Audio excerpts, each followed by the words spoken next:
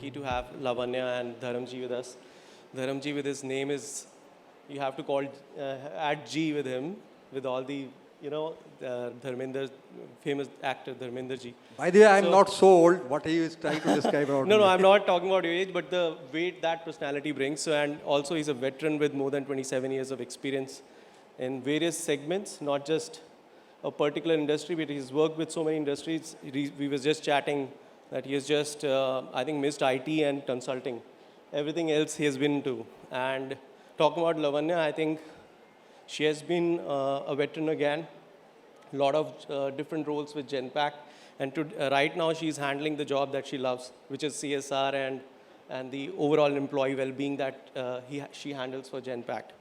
Now, to focus on the topic that we are here for. So we had a chat on this for past couple of days, and I think three of us agree that there was a time in the past 2 years which was extremely challenging for all of us.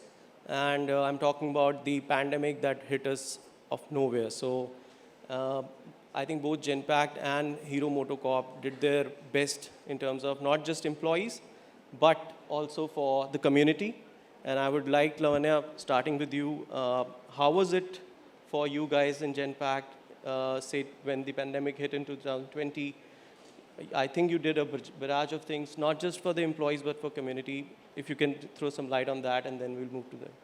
No, absolutely. I think the pandemic was an absolute test on people's agility, ability to cope with the ambiguous and just think fresh and think of new things to do and make yourself completely relevant. I think it wasn't about your organization, it was about humanity at large, and that's, as an organization, that's what we focused on as well. So a few initiatives that worked very well for us. We partnered with several state governments and set up help desks for citizens. In those help desks, we help people find hospital beds, access to medical care, and so on. Hunger, eradicating world hunger is one of our flagship programs. So we really focused on providing meals for many across the entire pandemic. We focus as an organization on building capability within not-for-profits as well. So we spent a lot of time supporting not-for-profits to move from in-person to virtual as well, so that they could continue to support the communities that they were supporting, and that work didn't come to a standstill because they became so relevant, especially during that period. From an employee perspective, I think we put our arms around our employees, like I think almost every organization did, whether it was support in terms of healthcare, infrastructure, information, coping with the anxieties of moving from the in-person environment to the virtual environment, the anxieties of coping with the unknown as far as COVID was concerned. So a whole host of activities, around this space. Great, Lavanya. And for Hero MotoCorp, I know you did a lot of work with government also, with local authorities also. How is it different for Hero MotoCorp? It's a promoter-driven organization, not an MNC in that sense. So how was it for you guys? Good afternoon to everyone. And first of all, my thanks to the People Matters for inviting me here, and also to the esteemed panel here. See this thing, whether you are a promoter-driven company or you are not a promoter-driven company, what are your drivers for the business? That is very much important. And when we talk about the business, purposely I'm not using the word employee business, because post-pandemic, the concept of the business has completely changed. So we have the three drivers for the business: physical, mental, and spiritual. We used to call it the PMS. So these are the three drivers for us, which actually drive the entire business agenda for the entire company and for the larger ecosystem too. And when I'm talking about the ecosystem point of view, it is not about your employee only, the employee family also, because the pandemic also told us, because someone is sick at the home, you are not allowing the employee to come at the workplace. So you cannot think only about the employee, you need to think about the others also who are associated, very closely associated with the employee also. Moreover, our system is more dependent upon the supply chain partners who provide us the components, and at the end we actually assemble. So we need to also see the well-beings of those very people also, so that uninterrupted supply of the component happens to us. Last but not least, ultimately at the end of the day, who are your purchaser? Who are your consumer? If they are also not bill, they will not like to invest your money to your product. So we need to think from the 3 point of view, and that's why I'm talking about ecosystem and larger ecosystem. So prior to this pandemic, when it happened, our focus was more and more upon the employee, more and more upon the providing certain medical facility to them. So for example, having the tie-up with all the best hospitals, providing the insurance, those kind of things, very limited way we used to see the entire wellness agenda. However, at the same time, we were also addressing the mental wellness. But post-pandemic and during the pandemic, when it started happening, we actually changed the entire dimension, because when we realized this way thing, it is not only employee, it is more than the employee. Okay? So we, one side, say for example, we started having a lot of, because that point of time, a lot of apprehensions were there, a lot of the fear was there. Okay? So how to actually give that kind of confidence to the employee and their family members, because when the family members sending back the employee to the workplace, they need to very, very confident that the workplace is safe, secured, and the person is not bringing back the infection back to the home. That was our concern. Okay? So we changed our entire workplace, and that's why when I'm talking about not our physical not about only the employee infrastructure point of view also. Okay?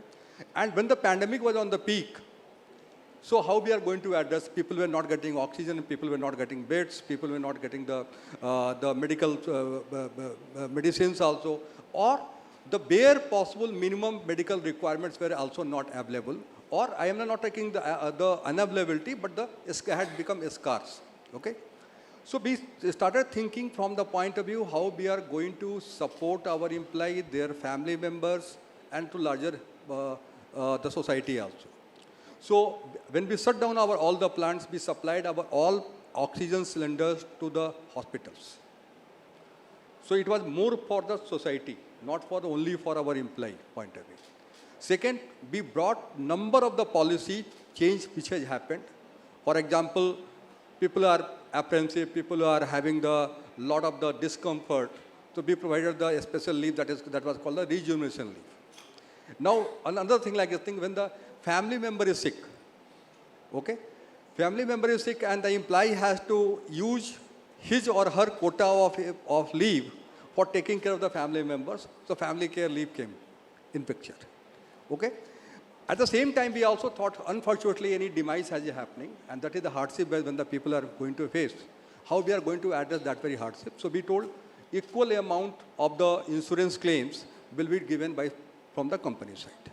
At the same time, we also build up our lot of the muscles in the medical infrastructure. Although we have the full-fledged occupational health centers in all the locations where the doctors are there, paramedical staffs are there, essential medicines are there.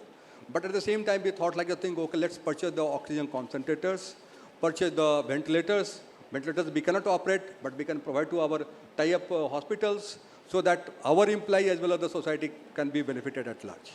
So those were the couple of things. But at the same time, now we are thinking, okay, time is over. What is next? Yeah. So I will come back to you. What is next? So thanks both the panelists. And think now that we understand that these were the problems that we had, and we solved these problems as we saw it right. So now moving ahead, now from all these learnings that we have taken, where did tech play that role for you that eased it for you in terms of implementing all these things that you wanted to implement for employees and society at large? So starting from Lavanya again, yeah. So I think one of the things we realized, and COVID did a bunch of things for us, right? We got comfortable with digital healthcare. And that's something as an organization we leveraged. We partnered with Medibuddy. Thank you so much. And provide access to healthcare through Medibuddy for all our employees across the various sense of streams. So that looks more at your physical well-being. The other thing became important was mental well-being, because I think it's been difficult for people boxed up in their homes, the anxieties of going out, not going out, what is the right thing to do, family, and so on. So we partnered with an organization called Headspace, which is really a mental well-being app. And we provided that to all our employees so that, they could manage their own mental well-being to an extent. The other piece being, you have tech in the traditional form, which is, how Medibuddy operates or how Headspace operates. But when you think of mental well-being, then you look at things more from a, who can an individual talk to? If I have something to share, where can I go?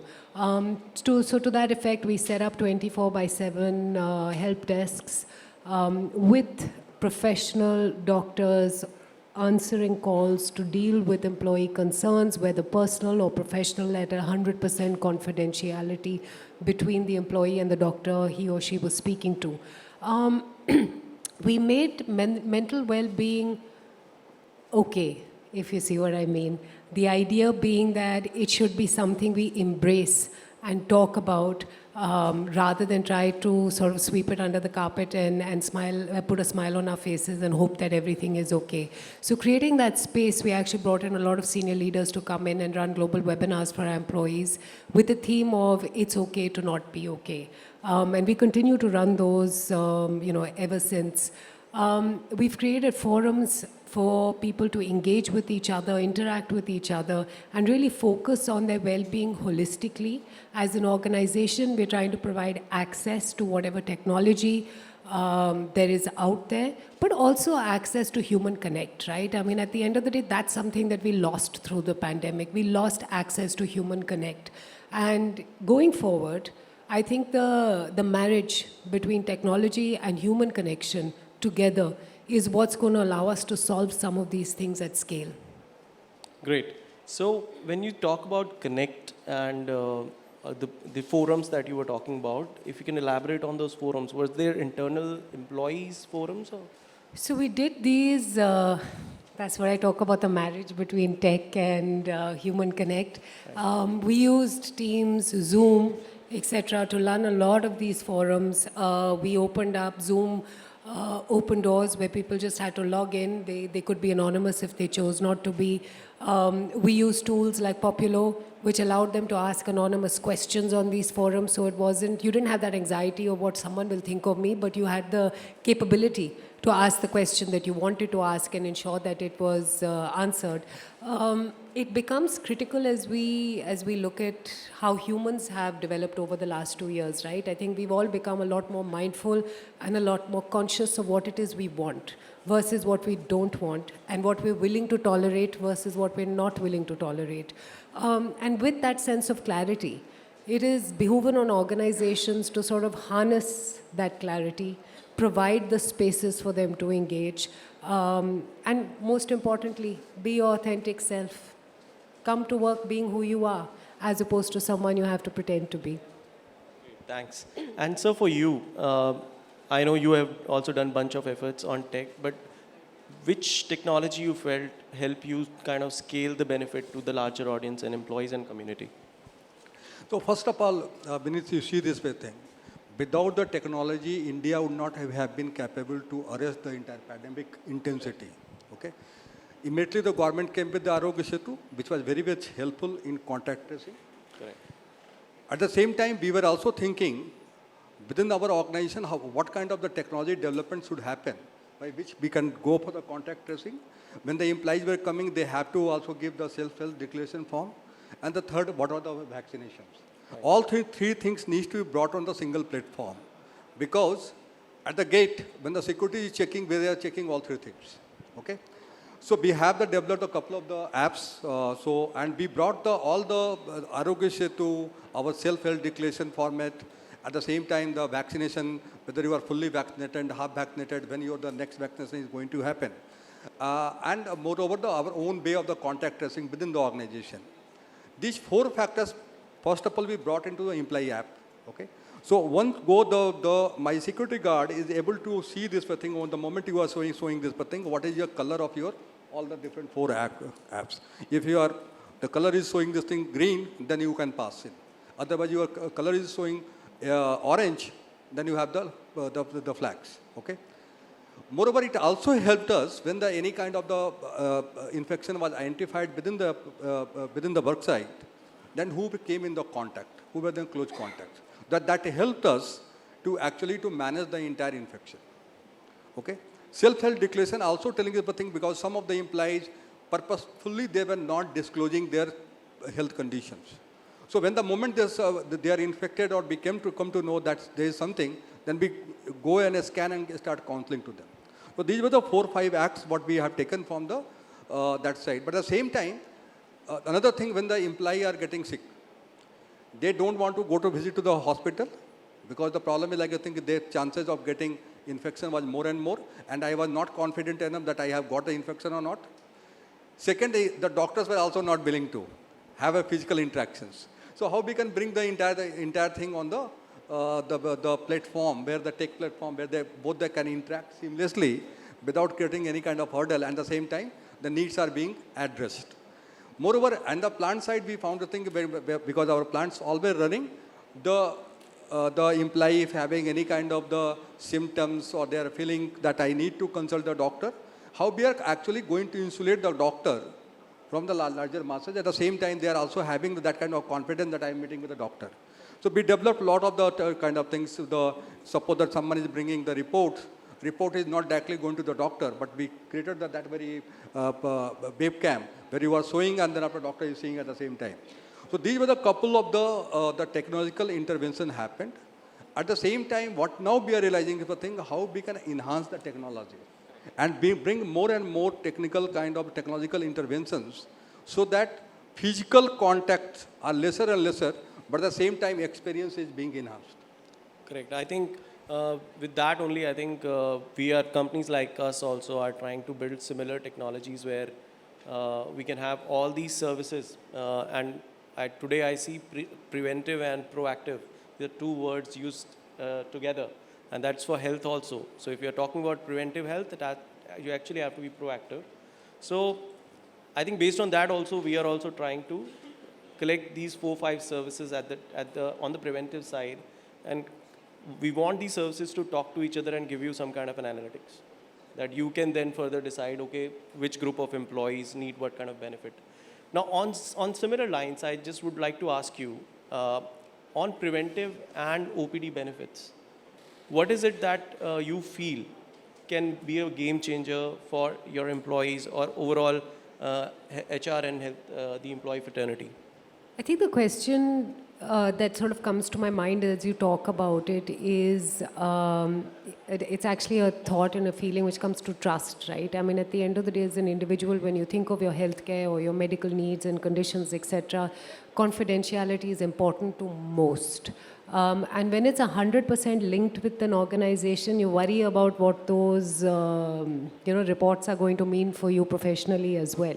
So I think it really starts with the first piece is, how do you build trust within the employee workforce that this is between you and your doctor and the organization that's hosting your data, right? I mean, at the end of the day, it's almost frightening, right? You mention something and you look at your phone and boom, there's an ad on that subject. So there's so much about us that's out there and is common knowledge. So it's really about how do you support people to recognize that the tech will make it easier. It'll provide you the right kind of analytics, but your data continues to be confidential. It continues to be yours and only yours to share. So the future, in my mind, there is no doubt that tech is going to take over. It just makes life so much easier as well. But the change and adoption will really come from the space of how do we build that trust and confidentiality for the individuals using it. I think valid point, Lavanya. And reactions from you, sir? So this thing, let's widen the scope of the wellness, because the moment that you talk about the wellness, it is essentially thought like you think we are talking about the health of the person. Wellness is not only about the health of the person, because holistic, the way the human beings are designed and how we are going to engage.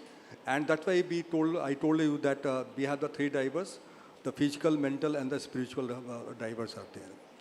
So when the employees are not engaged, they are feeling low. And that will create the issue at your workplace, why you are doing those kind of things. Because at the end, you are trying to improve the productivity of the person. You are trying to improve the engagement of the person. Okay? And from that very aspect, when you start thinking, wellness become a much and more wider agenda. It is not only limited to the medical fraternity, it goes beyond. Okay? Now I find the thing that something artificial intelligence needs to be adopted more and more while you are creating the entire wellness agenda for your company. And why, like I say, for example, we started with the health scorecard of the individual employee. So you are aware of that, what kind of vulnerability the employee has. Now, but the moment you can predict, these are my vulnerability, these are my future, the employee will become productive or not, remain non-productive. And from the now, you use the technology here, you find this thing, there the variety of the addresses will come out. And that will enhance the experience of the employee, that will improve your productivity, that will improve your wellness score of the entire company. And when the wellness score is high, perhaps you don't require the doctors, you don't require the insurance service providers. Okay? That should be the effort of the organization, that how we are going to create the entire wellness agenda, which is very holistic agenda, and that starts from the day one when the employee joins you. Okay? So if most of the organization, sorry, I will take another 30 seconds. Most of the organization goes like a thing, pre-medical examination. What we are going to do with this way data?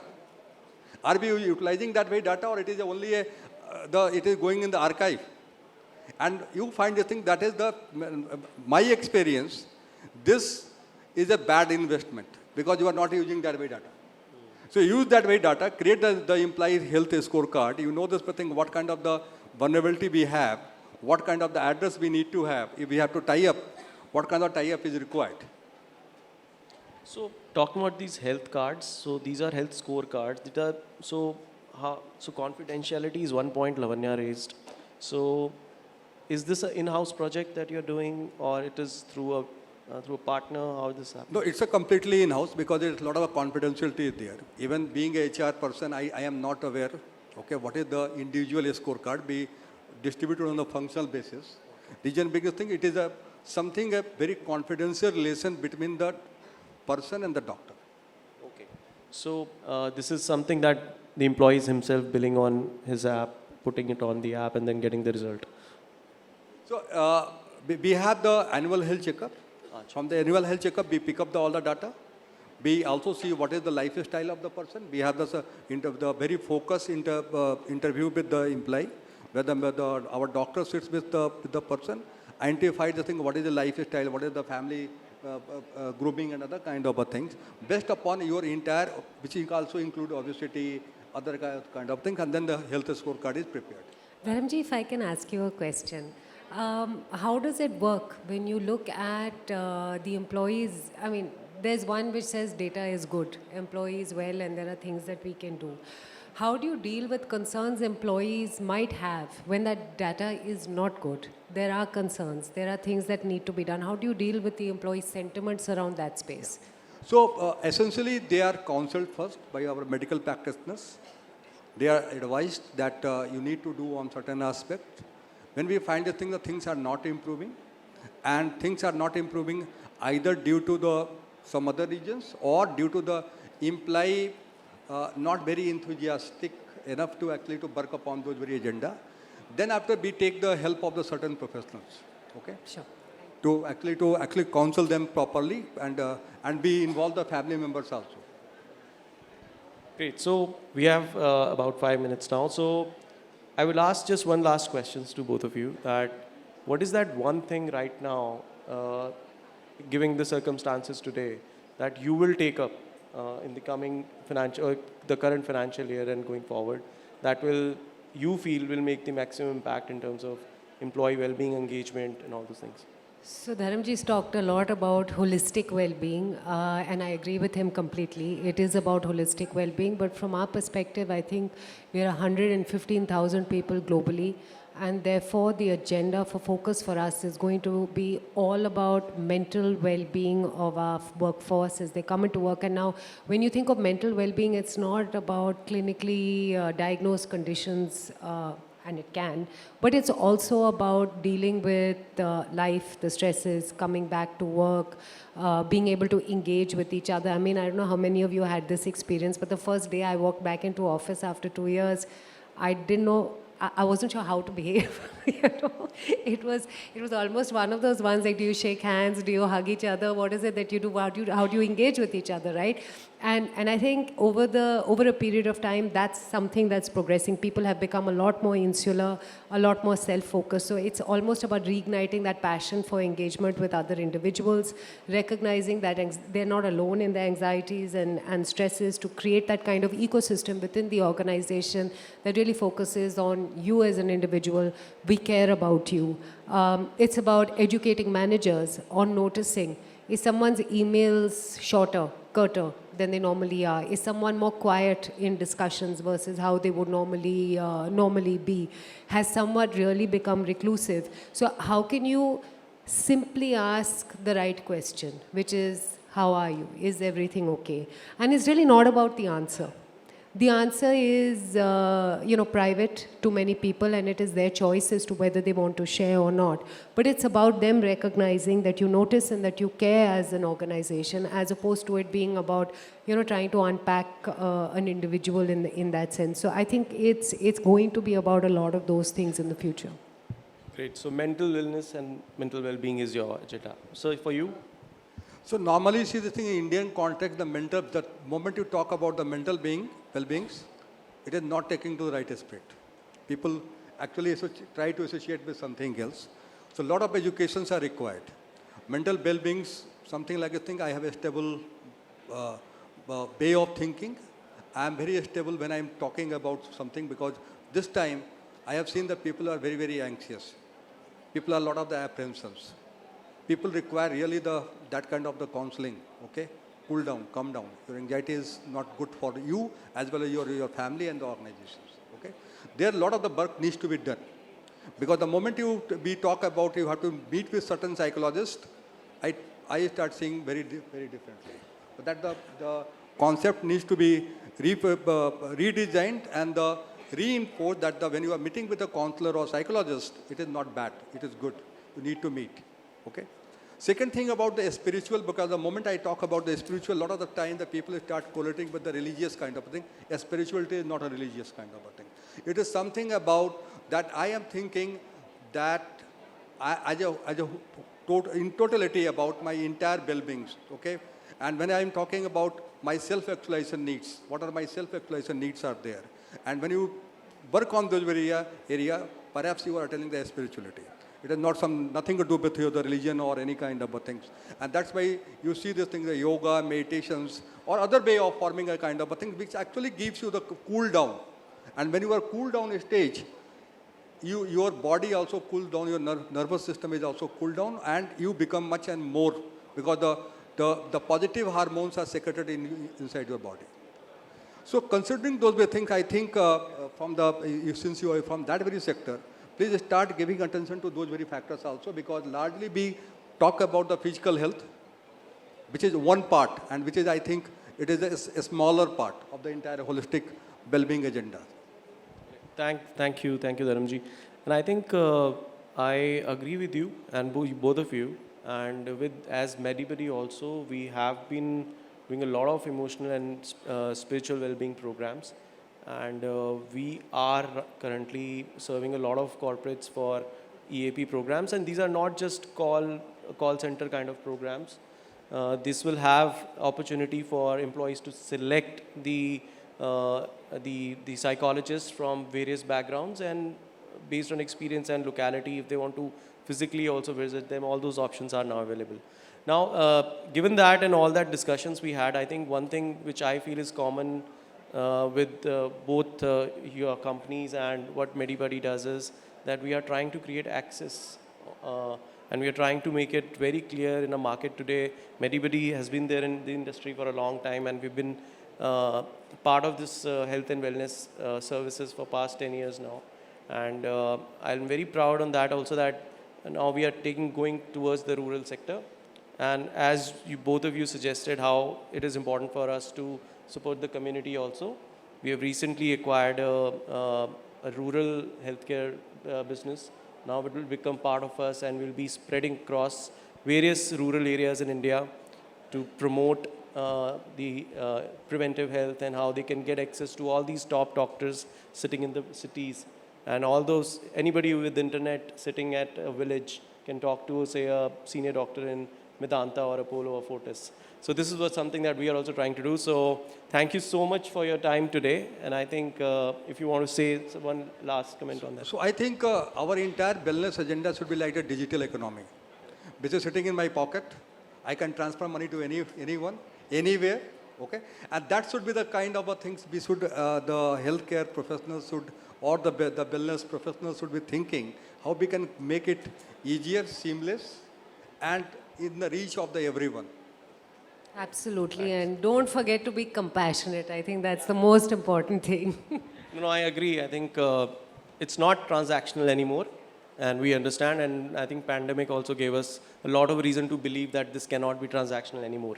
So thank you so much, guys, and thank you so much, audience. If you have any questions.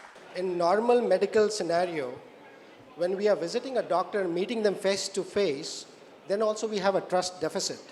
And here, we are completely online. So with technology, how do we minimize the trust deficit?